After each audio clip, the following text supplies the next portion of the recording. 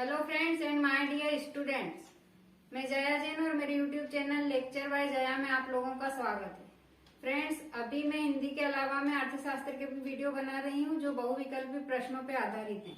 One word वाले प्रश्नों के उत्तर आप लोगों को मेरे वीडियो में बहुत सारे मिलने वाले हैं। 12th क्लास अर्थशास्त्र के पाठ 1 और 2 और 3, ये तीनों वीडियो मैं आप लोगों को डिस्क्रिप्शन बॉक्स में लिंक के माध्यम से दूंगी। अगर मेरा वीडियो अच्छा लग रहा है आप लोगों को तो लगातार देखोगे तो आपके सारे डाउट क्लियर हो जाएंगे, क्योंकि सारे लेसन के वीडियो मैं आप लोगों को लगातार देने वाली हूँ। लेसन 4, पूर्ण प्रतिस्पर्धा की स्थिति में फर्म का सिद्धांत, इसके सारे छोटे आंसर आप लोगों को इस वीडियो में मिलने वाले हैं, तो आप अंत तक देखिएगा और मेरे चैनल को सब्सक्राइब कर दीजिए। पहला प्रश्न है, वह बाजार जिसमें क्रेता और विक्रेता बड़ी मात्रा में होते हैं या होता है। तो 4 ऑप्शन है, एकाधिकार, अपूर्ण प्रतियोगिता, पूर्ण प्रतियोगिता या इनमें से कोई नहीं। तो वह बाजार जिसमें क्रेता और विक्रेता बड़ी मात्रा में होते हैं वह पूर्ण प्रतियोगी बाजार कहलाता है, पूर्ण प्रतियोगिता वाला बाजार कहलाता है। अगला प्रश्न है, पूर्ण प्रतियोगिता के अंतर्गत मांग वक्र, 4 ऑप्शन, दाएं को ऊपर की ओर उठा हुआ होता है, एक सीधी रेखा होता है, बाएं को नीचे की ओर झुकता है या दाएं को नीचे की ओर झुकता है। तो इसका सही आंसर है दाएं को नीचे की ओर झुकता है। पूर्ण प्रतियोगिता के अंतर्गत मांग वक्र दाएं को नीचे की ओर झुकता है। अगला प्रश्न, पूर्ण प्रतियोगिता के अंतर्गत औसत आगम वक्र, 4 ऑप्शन, एक सीधी रेखा होती है, दाएं की नीचे की ओर झुकता है, दाएं को ऊपर की ओर उठता है, बाएं को नीचे की ओर झुकता है। तो इसका सही आंसर है एक सीधी रेखा होता है, यानी कि पूर्ण प्रतियोगिता के अंतर्गत औसत आगम वक्र एक सीधी रेखा। पूर्ण प्रतियोगिता के अंतर्गत पूर्ति वक्र, 4 ऑप्शन, दाएं को ऊपर की ओर उठता है, दाएं को नीचे की ओर झुकता है, एक सीधी रेखा होता है या बाएं को नीचे की ओर झुकता है। तो इसका आंसर है दाएं को ऊपर की ओर उठा हुआ होता है। तो पूर्ण प्रतियोगिता के अंतर्गत औसत आगम वक्र तो एक सीधी रेखा होता है और पूर्ण प्रतियोगिता के अंतर्गत पूर्ति वक्र दाएं को ऊपर की ओर उठा हुआ होता है। तो दोनों में थोड़ा सा डिफरेंस है।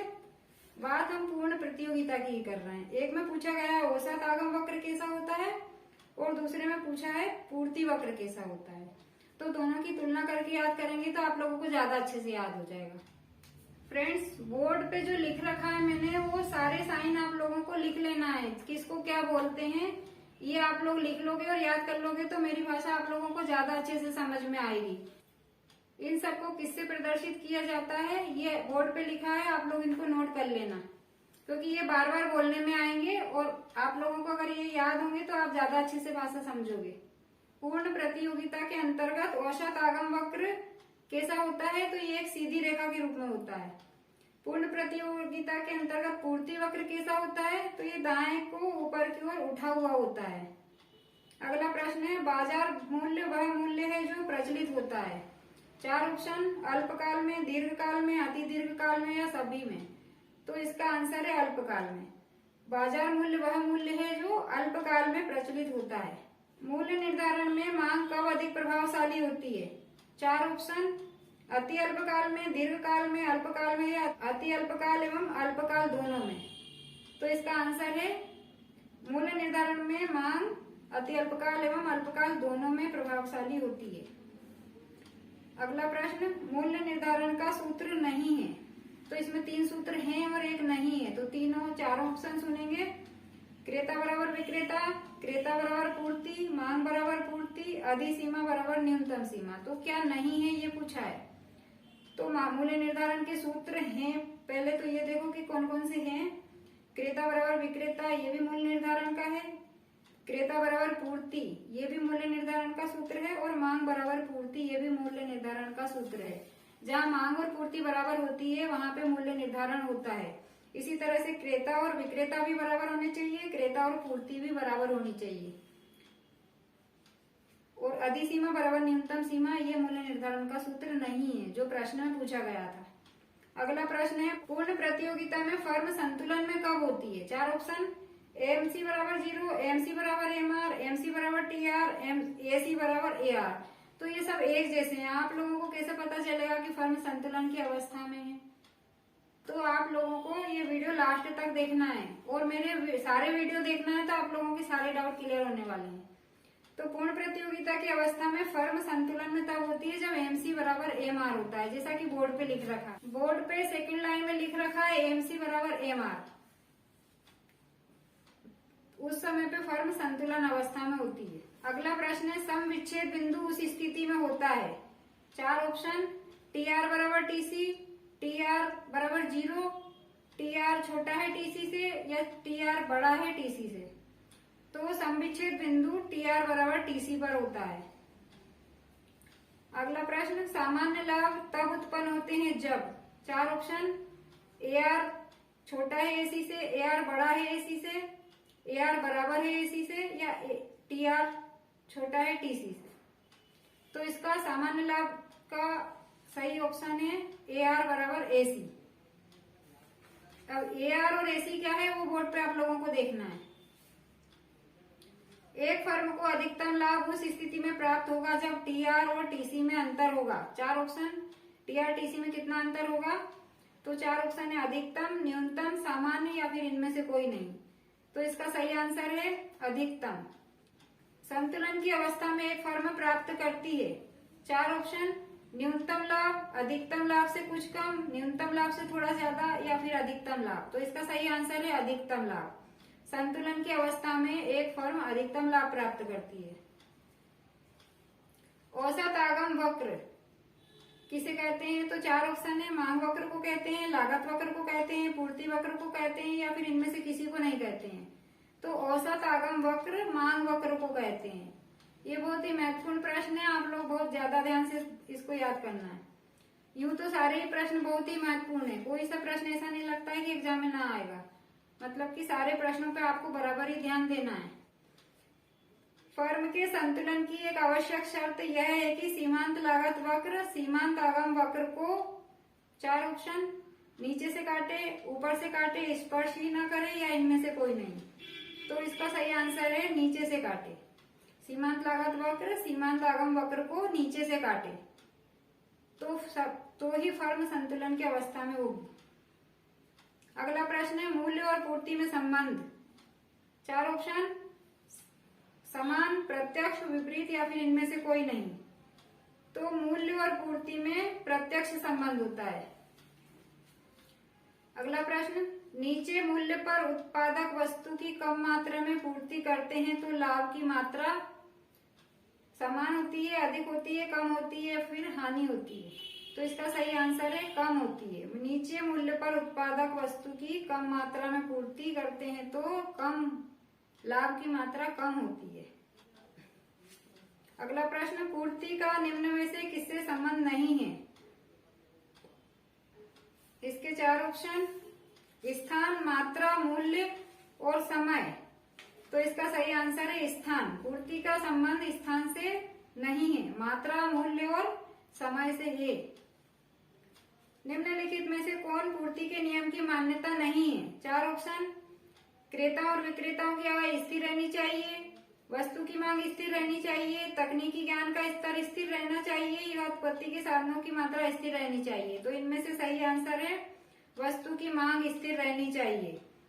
ये पूर्ति के नियम का मान्यता नहीं है। और है कौन कौन सी पूर्ति के नियम की मान्यता कौन कौन सी है। तो क्रेता और विक्रेताओं की आय स्थिर रहनी चाहिए, तकनीकी ज्ञान का स्तर स्थिर रहना चाहिए, उत्पत्ति के साधनों की मात्रा स्थिर रहनी चाहिए। ये पूर्ति के नियम की मान्यता है। और प्रश्न पूछा था कौन सा नहीं है, तो ये सेकंड वाला ऑप्शन है। अगला प्रश्न वस्तु का मूल्य बढ़ने पर पूर्ति घटती है, बढ़ती है, स्थिर रहती है या कोई प्रभाव नहीं पड़ता है। तो इसका आंसर है वस्तु के मूल्य बढ़ने पर पूर्ति बढ़ती है।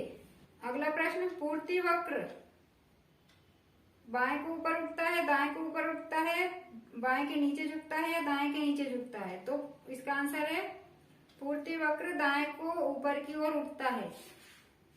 अगला प्रश्न बाजार पूर्ति सारणी निम्न में से किसकी सहायता से बनाई जा सकती है।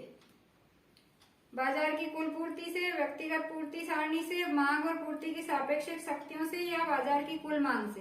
तो इसका आंसर है व्यक्तिगत पूर्ति सारणी से। यानी कि बाजार पूर्ति सारणी व्यक्तिगत पूर्ति सारणी की सहायता से बनाई जा सकती है।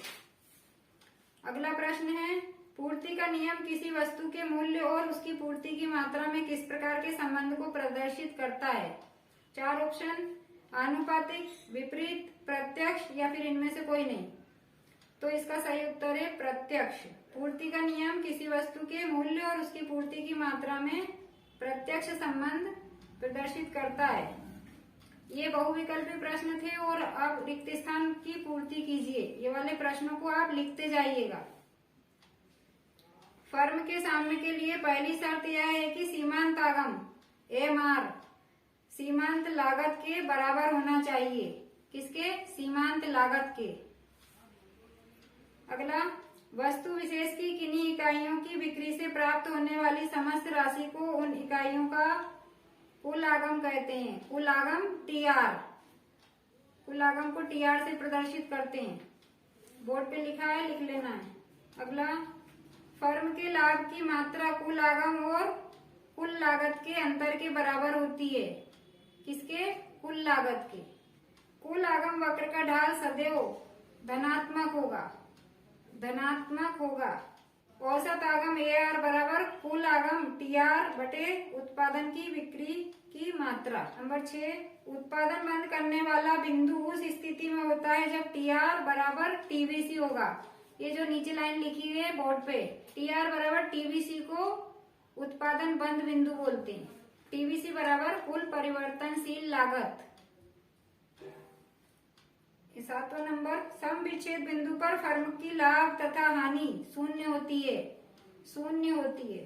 अगला, पूर्ति वस्तु की वह मात्रा जिसे उत्पादक और विक्रेता एक निश्चित मूल्य पर बेचने को तत्पर होते हैं। उत्पादक और विक्रेता। पूर्ति का नियम दुर्लभ वस्तुओं पर लागू नहीं होता है। किस पर? दुर्लभ वस्तुओं पर।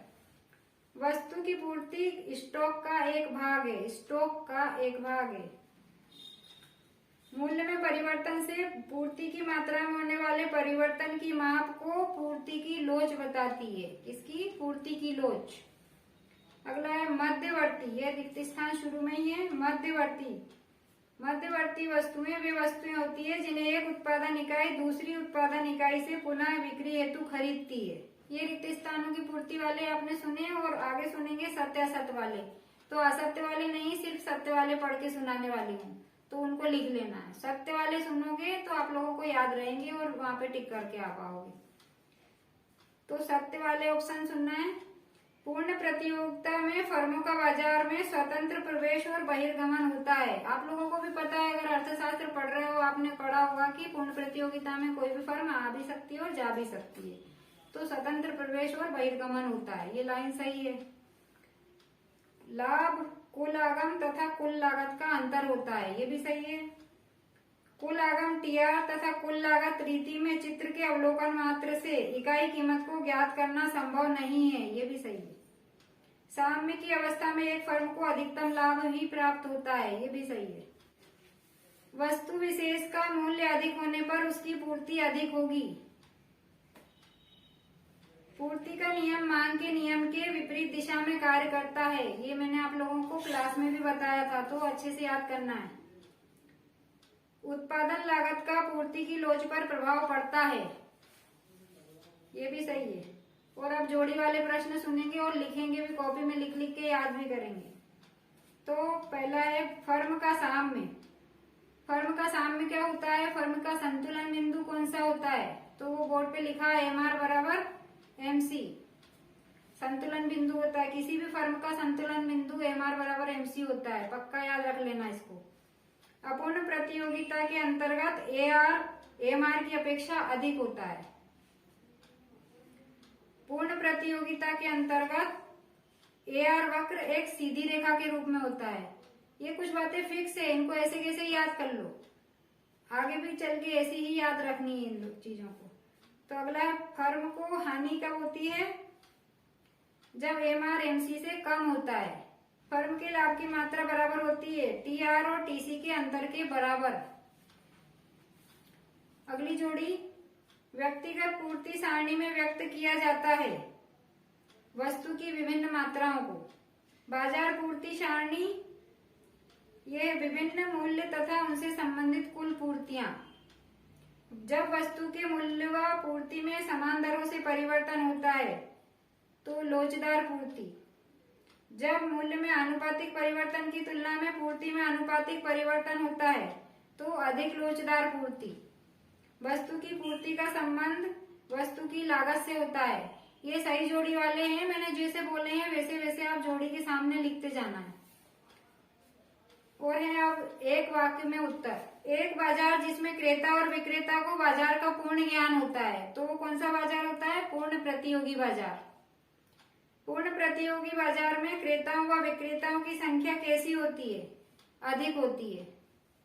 किस प्रकार की प्रतियोगिता काल्पनिक होती है?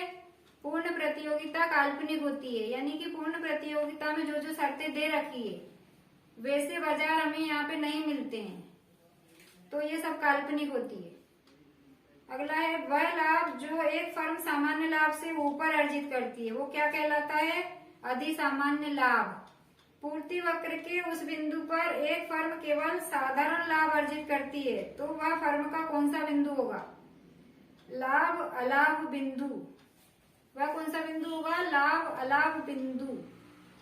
कुल आगम टीआर तथा कुल लागत टीसी वक्र रीति में जब फर्म समस्थिति बिंदु पर अपना उत्पादन समायोजित करती है उस समय उसको न लाभ प्राप्त होता है और न हानि प्राप्त होती है। अगला प्रश्न है संतुलन की अवस्था में एक फर्म किस प्रकार का लाभ प्राप्त करती है? तो अधिकतम लाभ प्राप्त करती है। संतुलन बिंदु कौन सा होता है? MR बराबर MC, और उस समय एक फर्म अधिकतम लाभ प्राप्त करती है। अगला प्रश्न है दीर्घ काल में फर्म को किस प्रकार का लाभ प्राप्त होता है? दीर्घ काल में सामान्य लाभ प्राप्त होता है। जब सीमांत आगम MR और सीमांत लागत बराबर हो उस स्थिति में फर्म का लाभ कैसा होगा? अधिकतम होगा। फर्म का लाभ किस सूत्र से ज्ञात किया जाता है? तो लाभ बराबर सीमांत आगम का योग माइनस सीमांत लागत का योग। पूर्ति का संबंध किससे होता है? पूर्ति का संबंध एक निश्चित अवधि एवं निश्चित मूल्य से होता है।